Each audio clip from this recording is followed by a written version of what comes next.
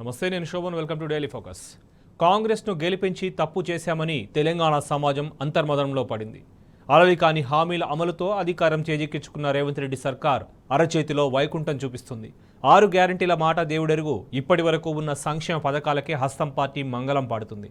ప్రజాపాలన అంటూ ప్రచార పటాపటోపం ప్రదర్శిస్తున్న కాంగ్రెస్ సర్కారు తీరుపై ప్రజలు ఆగ్రహిస్తున్నారు. నెల రోజులకే రేవంత్ రెడ్డి సర్కారుపై ప్రజా వ్యతిరేకత తీవ్రమైంది.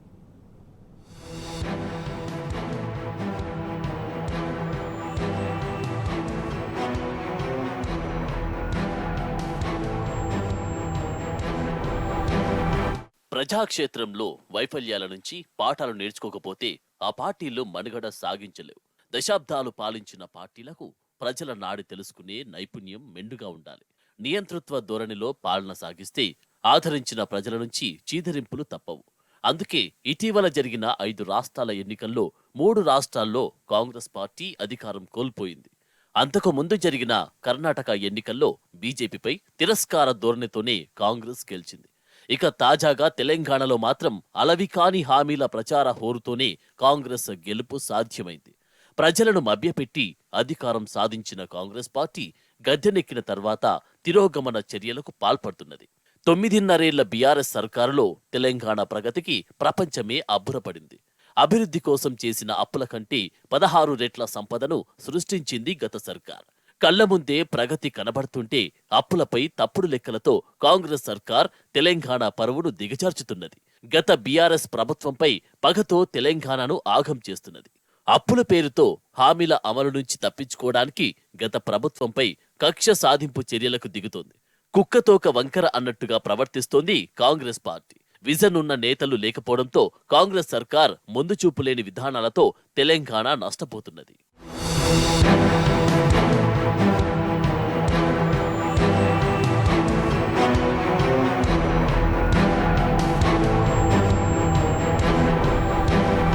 6 గ్యారంటీల హామీలతోనే గెలిచిన కాంగ్రెస్ అధికారం చేపట్టాక ప్రజలను మోసం చేస్తున్నది. కొత్త పథకాల మాట దేవుడెరుగు, ఉన్న సంక్షేమ పథకాలకే మంగళం పాడుతున్నది. ఎన్నికల ప్రచారంలో అనేక తప్పుడు ప్రకటనలు, ప్రచారాలతో బలమైన పిఆర్ టీంలతో ప్రజలను విజయవంతంగా మోసం చేసింది కాంగ్రెస్. కానీ గెలిచిన నెల రోజుల్లోనే తెలంగాణ ప్రజలు మోసపోయామని అంతర్మథనంలో పడిపోయారు. కాంగ్రెస్ అరచేతిలో వైకుంఠం చూపించిందన్న సంగతి తెలంగాణ సమాజానికి అర్థమైంది. ఎందుకంటే రేవంత్ సర్కార్ పరిపాలనలోనూ పీఆర్ఎస్ స్ట్రాటజీస్తోనే ముందుకెళ్తున్నది. గత డిసెంబర్ 6న ప్రమాణ స్వీకారం చేసిన క్షణం నుంచే ప్రజా వ్యతిరేక విధానాలకు పాల్పడుతోంది. రేవంత్ రెడ్డి ఇలా ప్రమాణం చేయగానే ప్రగతి భవన్ ముందు కంచెలు తొలగించి మీడియాలో హంగామా చేశారు. వాస్తవానికి ఈ కంచె ఉమ్మడి రాష్ట్రంలో చివరి ముఖ్యమంత్రి కిరణ్ కుమార్ రెడ్డి ఏర్పాటు చేశారు. కాంగ్రెస్ పార్టీ ఏర్పాటు చేసిన ముళ్ల కంచెను మళ్లీ వారే తొలగించుకుని తన పీఆర్ టీంతో విస్తృతమైన ప్రచారం చేయించుకున్నారు రేవంత్ రెడ్డి. పాదయాత్ర సందర్భంగా ఎన్నికల ప్రచారంలో ఇచ్చిన హామీల నుంచి ప్రజల దృష్టి మరల్చేందుకు కాంగ్రెస్ పీఆర్ స్టంట్స్ ప్లే చేస్తున్నది. అంతేకాదు తూతు మంత్రంగా హామీలను అమలు చేస్తూ ప్రజలను మోసం చేస్తున్నది. రేవంత్ రెడ్డి సీఎంగా ప్రమాణ స్వీకారం చేయగానే దివ్యాంగురాలు రజనికి ఉద్యోగమిస్తూ సంతకం చేశారు. పాదయాత్రలో ప్రభుత్వ ఉద్యోగం ఇస్తానని హామీ ఇచ్చిన రేవంత్ రెడ్డి తీరా గెలిచాక కాంట్రాక్టు ఉద్యోగం కట్టబెట్టి దానికే మీడియాలో డబ్బా కొట్టించుకున్నారు. గోరంత చేసి కొండంత ప్రచారం చేసుకునేందుకు గోబెల్స్ ప్రచారాన్ని నమ్ముకున్నది. ప్రగతి భవన్ పేరును పూలే భవన్ గా మార్చుతున్నామని ప్రకటించి రాత్రికి రాత్రి మళ్లీ ప్రజాభవన్ గా మార్చి బీసీలను మోసం చేశారు. ప్రజాపాలన అంటూ ప్రజా దర్బార్ నాటకానికి తెరతీసి ఆరంభ శూరత్వం ప్రదర్శించారు. జిల్లాలో పరిష్కరించుకునే సమస్యలు సైతం ప్రజా దర్బార్కు పోటెత్తాయి. దీంతో ఒక్కరోజు ప్రజా దర్బార్కు వచ్చిన సీఎం రేవంత్ రెడ్డి ఆ తర్వాత మొహం చాటేశారు. మంత్రులు, అధికారులు ఫిర్యాదులు స్వీకరిస్తారని చెప్పి బాధితులను మోసం చేశారు. అంతేకాదు ప్రజా దర్బార్ తాకిడితో ఒకవైపు ప్రగతి భవన్ దగ్గర కంచెలు తొలగించి డబ్బా కొట్టుకున్న సర్కార్ అవే కంచెలను ప్రజా దర్బార్ వేదిక దగ్గర ఏర్పాటు చేశారు. గత బీఆర్ఎస్ ప్రభుత్వం ఏర్పాటు చేసిన ప్రజావాణి కార్యక్రమమే కొనసాగుతుందని, ప్రజలెవరూ ప్రజాభవన్ కు రావద్దని సెలవిచ్చారు.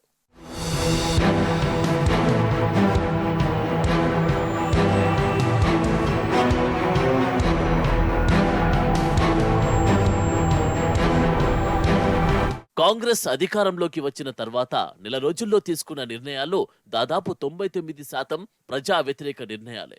గత బీఆర్ఎస్ సర్కార్పై పగతో ప్రజలను మోసం చేసే ఉద్దేశంతో రేవంత్ రెడ్డి తీసుకుంటున్న నిర్ణయాలన్నీ బూమరాంగ్ అవుతున్నాయి. అందుకే నెల రోజుల్లోనే కాంగ్రెస్ ప్రభుత్వంపై ప్రజల్లో వ్యతిరేకత పెరిగింది. తాము ఇచ్చిన అలవికాని హామీల అమలు సాధ్యం కాదని కాంగ్రెస్ అప్పుల నాటకానికి తెరతీసింది. ప్రమాణ స్వీకారం చేసిన నాటి నుంచే తెలంగాణ అప్పుల పాలైందని గోబెల్స్ ప్రచారం చేయించింది. అసెంబ్లీ సాక్షిగా తెలంగాణ ఆత్మగౌరవాన్ని దెబ్బతీసేలా గవర్నర్ ప్రసంగాన్ని రూపొందించారు. అసెంబ్లీలో గవర్నర్ తమిళిసై చదివిన ప్రసంగంలో రాచరిక పాలన పోయి ప్రజాపాలన వచ్చిందనే వాక్యముంది. గత బీఆర్ఎస్ సర్కార్ రాచరిక ప్రభుత్వమైతే అందులో గవర్నర్ పాత్ర ఏమిటి? ఇటువంటి తప్పుడు ఆరోపణలతో తెలంగాణ ఆత్మగౌరవాన్ని గవర్నర్ అవమానించారు. కాంగ్రెస్ గెలిచిన తర్వాత తెలంగాణ ప్రజల పరిస్థితి దీనంగా తయారైంది. ఇందిరమ్మ రాజ్యం వస్తుందని 6 గ్యారంటీల పేరుతో ప్రజలను కాంగ్రెస్ మోసం చేసింది. రైతులకు 2 లక్షల రుణమాఫీ, మహాలక్ష్మి స్కీంలో మహిళలకు నెలకు 2,500 రూపాయలు, రైతు భరోసా కింద ప్రతి ఏటా ఎకరాకు 15,000 రూపాయలు, 500కే గ్యాస్ సిలిండర్, ఇల్లు కట్టుకునేందుకు 5 లక్షల ఆర్థిక సహాయం, వృద్ధులకు 4,000 పెన్షన్, 200 యూనిట్ల కరెంటు ఫ్రీ, 6 గ్యారంటీలే కాకుండా మేనిఫెస్టోలో మరో 412 వాగ్దానాలు ఇచ్చింది కాంగ్రెస్.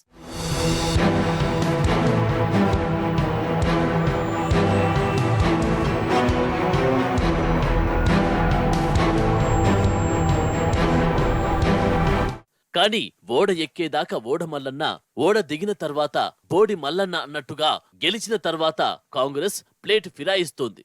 మహాలక్ష్మి స్కీంలో కేవలం ఉచిత బస్సు ప్రయాణం ప్రారంభించి మమ అనిపించింది. ఇప్పటికిప్పుడు ఆర్థిక భారం లేని ఆరోగ్యశ్రీ పథకాన్ని అట్టహాసంగా ప్రారంభించింది. ఈ 2 పథకాలు ప్రారంభించి మిగిలిన హామీల విషయంలో డైవర్షన్ పాలిటిక్స్ చేస్తున్నది రేవంత్ రెడ్డి సర్కార్. డిసెంబర్ 9న రైతు భరోసా కింద ఎకరానికి 15,000 వేస్తామని రేవంత్ రెడ్డి మాటిచ్చారు. కానీ గద్దెలెక్కిన తర్వాత రైతు బంధు లెక్క అవే ఎకరానికి పాత 10,000నే ఇస్తున్నారు. అది కూడా ఇప్పటి వరకు ఎకరంలోపు రైతులకే అందించారు. మిగిలిన రైతులంతా పెట్టుబడి సాయం కోసం కళ్ళు కాయలు కాచేలా ఎదురు చూస్తున్నారు. ఇక కౌలు రైతులకు రైతు భరోసా ముచ్చటే లేదు. రైతులకు 2 లక్షల రుణమాఫీ చేస్తామని, ధరణి పోర్టల్ రద్దు చేస్తామని హామీలిచ్చిన కాంగ్రెస్ ఇప్పుడు వాటి ఊసే ఎత్తడం లేదు.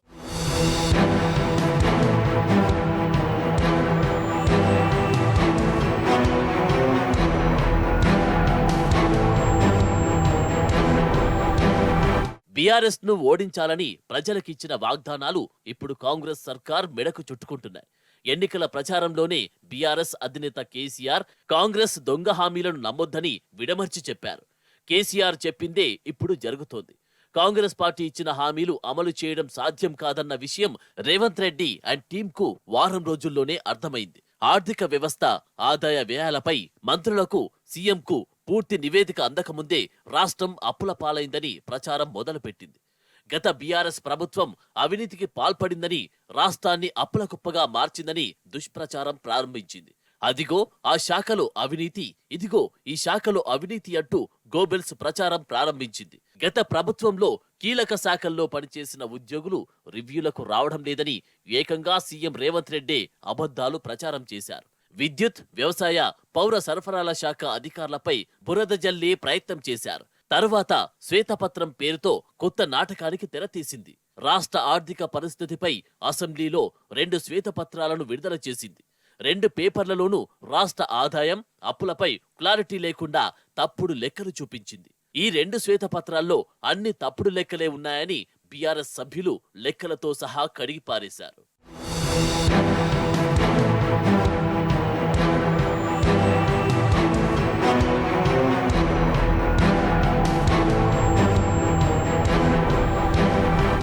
కాంగ్రెస్ అధికారం చేపట్టిన తర్వాత తొలి అసెంబ్లీ సెషన్స్లోనే ఘోర పరాభవం మూటకట్టుకున్నది. శాసనసభలో శ్వేతపత్రంపై జరిగిన వాడివేడి చర్చలో ప్రధాన ప్రతిపక్షం బీఆర్ఎస్ సహా విపక్ష పార్టీలన్నీ పైచేయి సాధించాయి. బీఆర్ఎస్ తరపున వర్కింగ్ ప్రెసిడెంట్ కేటీఆర్, మాజీ మంత్రి హరీష్ రావు ప్రభుత్వంపై చేసిన కౌంటర్ అటాక్ కు కాంగ్రెస్ సభ్యులకు దిమ్మ తిరిగింది. శ్వేతపత్రం వ్యూహం కూడా కాంగ్రెస్ ప్రభుత్వానికి తీవ్రంగా బెడిసికొట్టింది.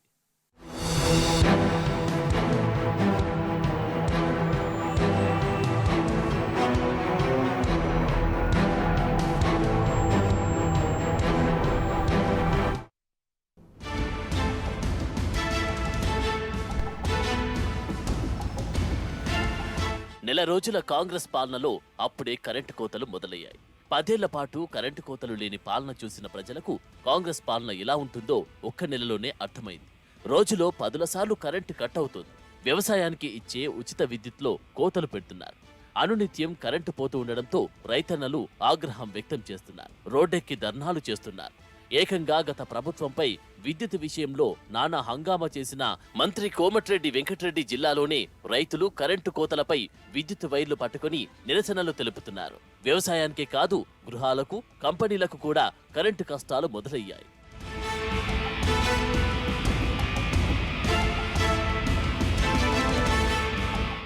అటు ఇచ్చిన 6 గ్యారంటీల జాప్యం కోసం కాంగ్రెస్ ప్లాన్ చేస్తోంది. నెల రోజుల్లో కాంగ్రెస్ ప్రభుత్వం చేసింది ఏమీ లేదు. అధికారంలోకి వచ్చిన వెంటనే డిసెంబర్ 9 నుంచి రైతు రుణమాఫీ, రైతు భరోసా ఇస్తామని చెప్పి ప్రభుత్వం ప్రజల్లో అబాసు పాలైంది. గ్యారంటీల పేరుతో వారంటీ లేని సర్కార్ ప్రజలను రోడ్డుపై పడేసింది. 6 గ్యారంటీలు అంటూ కాంగ్రెస్ ప్రజలను లైన్లో నిలబెట్టింది. 6 గ్యారంటీల కోసం దరఖాస్తుల స్వీకరణ పేరుతో ప్రజల్లో గందరగోళం సృష్టిస్తోంది. అన్నిటికీ ఒకటే దరఖాస్తు అంటూ 100 అనుమానాలకు దారితీసింది. 6 గ్యారంటీ అభ్యర్థనల కొరకు ప్రజల క్యూలైన్ చూస్తే మళ్లీ 10 ఏళ్ల కిందటి పరిస్థితులు కళ్ల ముందు కనిపిస్తున్నాయి. ఫారాలు తీసుకునేందుకు ప్రజలు లైన్లో యుద్ధం చేయడం ఒకెత్తైతే వాటిని నింపడం మరో పోరాటం. ఫామ్లో ఉన్న గడులు పూర్తి చేయడానికి కుస్తీలు పడుతున్నారు.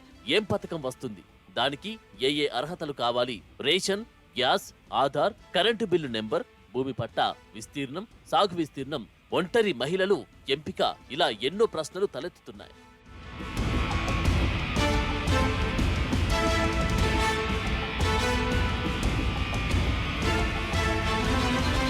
ఇటు 200 యూనిట్ల వరకు విద్యుత్ ఫ్రీ అని చెప్పి కాంగ్రెస్ అధికారంలోకి వచ్చింది. అయితే ఆ ఫ్రీ ఎప్పటినుంచి అనేది మాత్రం చెప్పలేకపోతుంది.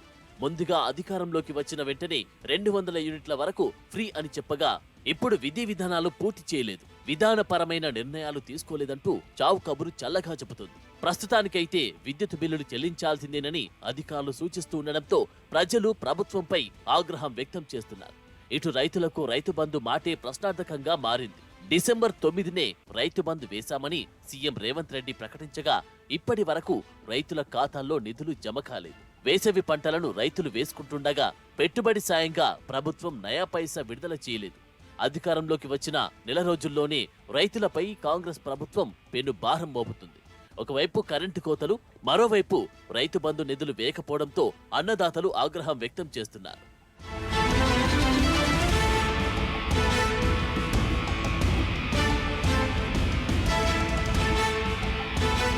మరోవైపు దరఖాస్తుల్లో డొల్లతనంతో ప్రభుత్వం రోజుకొక ప్రకటన చేస్తుంది. దరఖాస్తుల్లో గజీబిజీ గడులపై ప్రభుత్వం పూటకో మాటతో ప్రజల్లో గందరగోళాన్ని సృష్టిస్తుంది. మొదట్లో రేషన్ కార్డు ఉన్నవారి 6 గ్యారంటీలకు అర్హులని సీఎం రేవంత్ రెడ్డి ప్రకటించారు. ఆ తర్వాత రేషన్ కార్డు లేని వారు కూడా దరఖాస్తు చేసుకోవచ్చని ప్రకటించారు.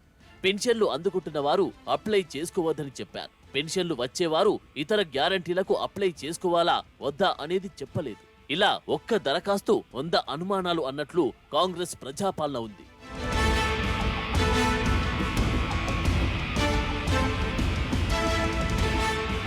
మరోవైపు ప్రజా దర్బార్, ప్రజావాణి వైఫల్యాన్ని కాంగ్రెస్ ప్రభుత్వం కప్పిపుచ్చుకునే ప్రయత్నం చేస్తున్నారు.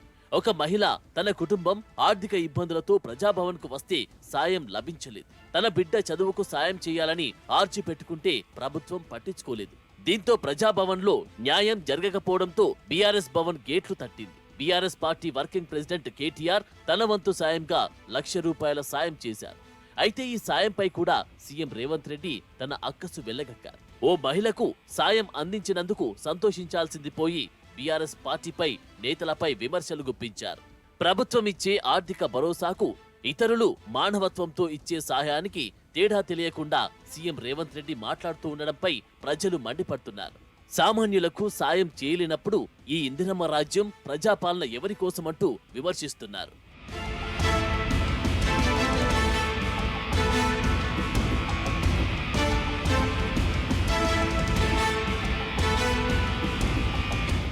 కాంగ్రెస్ అధికారంలోకి వచ్చిన తర్వాత తెలంగాణ అస్తిత్వాన్ని మాత్రమే కాదు, తెలంగాణ ఉద్యమకారులను కూడా అవమానపరిచింది.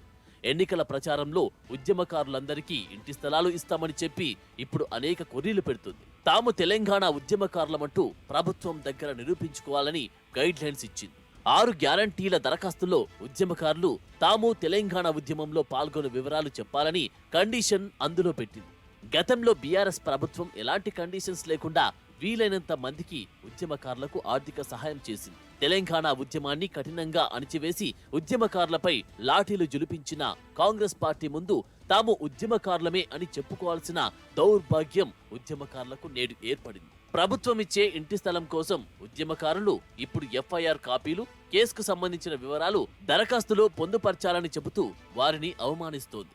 ఉద్యమ సమయంలో తెలంగాణలోని ప్రతి ఒక్కరూ ఉద్యమంలో పాల్గొన్నారు. కోట్ల మంది గొంతుకలు ఒకటై జై తెలంగాణ అని నినదించాయి. అలాంటిది ఇప్పుడు ఉద్యమకారులు తమ నిజాయితీని నిరూపించుకోవడం అంటే ఆత్మ గౌరవాన్ని తాకట్టు పెట్టినట్లే అవుతుందన్న అభిప్రాయం వ్యక్తమవుతుంది.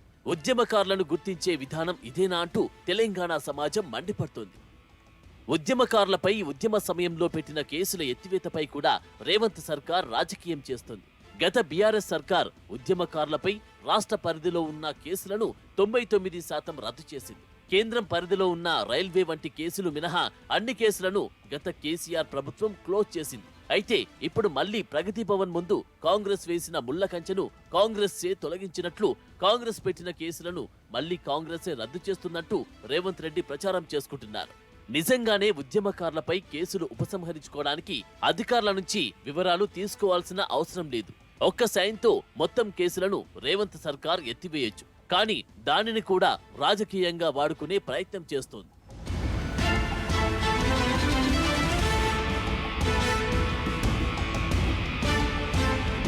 సీఎం రేవంత్ రెడ్డి సర్కార్ అత్యుత్సాహం, ముందుచూపు లేని అతి విశ్వాసంతో తీసుకుంటున్న నిర్ణయాలన్నీ బూమరాంగ్ అవుతున్నాయి. కాంగ్రెస్ నేతల వ్యాఖ్యలు తిరిగి కాంగ్రెస్ మెడకే చుట్టుకుంటున్నాయి. గత బీఆర్ఎస్ ప్రభుత్వం అప్పులు చేసిందని విమర్శలు చేసిన కాంగ్రెస్ ఇప్పుడు అధికారంలోకి వచ్చిన వెంటనే అప్పుల వేటలో పడింది. అధికారంలోకి వచ్చిన నెల రోజుల్లోనే 1500 కోట్ల అప్పు చేసింది. వచ్చే 3 నెలల్లో జనవరి, ఫిబ్రవరి, మార్చి నెలల్లో మరిన్ని అప్పులకు ఆర్బీఐ దగ్గర దరఖాస్తు చేసుకుంది. అటు ఆర్టీసీ విషయంలో కూడా కాంగ్రెస్ ప్రభుత్వం తప్పుడు ఆరోపణలు చేస్తుంది. బీఆర్ఎస్ ను బద్నాం చేసేందుకు కాంగ్రెస్ పార్టీ సర్వశక్తులు ఒడుతుంది. ఆర్టీసీ కార్పొరేషన్ చేసే అప్పులను కూడా బీఆర్ఎస్ ప్రభుత్వం ఖాతాలో వేసే ప్రయత్నం చేస్తుంది. తాజాగా ఆర్టీసీ భూములను లీజ్కిచ్చేందుకు ప్రభుత్వం నోటిఫికేషన్ ఇచ్చింది.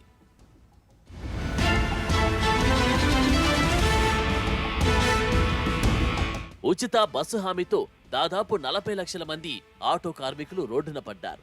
వారిని ఆదుకుంటామని చెప్పి ఇప్పుడు నట్టేట ముంచింది. సరైన ఉపాధి లేకపోవడంతో ఆటో కార్మికుల కుటుంబాలు పస్తులుండాల్సిన దుస్థితి ఏర్పడుతోంది.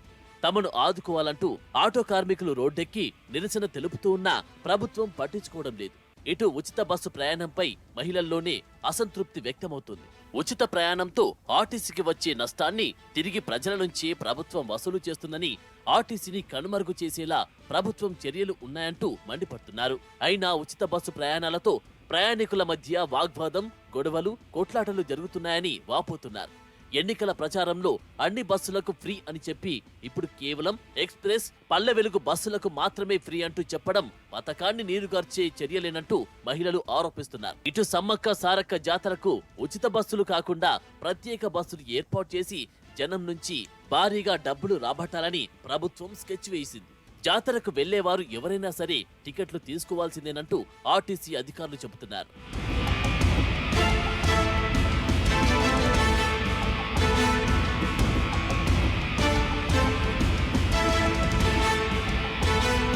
కాంగ్రెస్ పార్టీ చేసే ప్రచారం ప్రతిదీ బూమరాంగ్ అవుతుంది. మొదట రాష్ట్రం అప్పులని తప్పుల లెక్కలు చెప్పారు. ఆ తర్వాత విద్యుత్ శాఖలో అప్పులంటూ హడావిడి చేశారు. ఆ తర్వాత కాళేశ్వరం ప్రాజెక్టుపై అసత్య ఆరోపణలు గుప్పించారు. ప్రతి రంగంలో అవినీతి జరిగిందంటూ ప్రాపగండంను సృష్టిస్తూ ప్రజలను గందరగోళానికి నెడుతోంది. పాలనను గాలి కొదిలేసి గత ప్రభుత్వంపై తప్పుడు ఆరోపణల్ని పనిగా పెట్టుకోవడంతో ప్రజలు కూడా అసహనం వ్యక్తం చేస్తున్నారు. ఇటు హైదరాబాద్ అభివృద్ధిని దెబ్బతీసేలా ఫార్మాసిటీ, మెట్రోపై రోజుకో స్టేట్మెంట్ ఇస్తూ ప్రభుత్వం కన్ఫ్యూజ్ చేస్తోంది. మొత్తం మీద నెల రోజుల పాలనలోనే రైతులను, మహిళలను, వ్యాపారులను, నిరుద్యోగులను, ఆటో కార్మికులను ఇలా అన్ని రంగాలను దగా చేసింది. ఒక్క నెలలోనే పరిపాలన ఇలా ఉంటే 5 ఏళ్ల పరిపాలన ఎలా ఉంటుందో అని ఆందోళన పడుతున్నారు.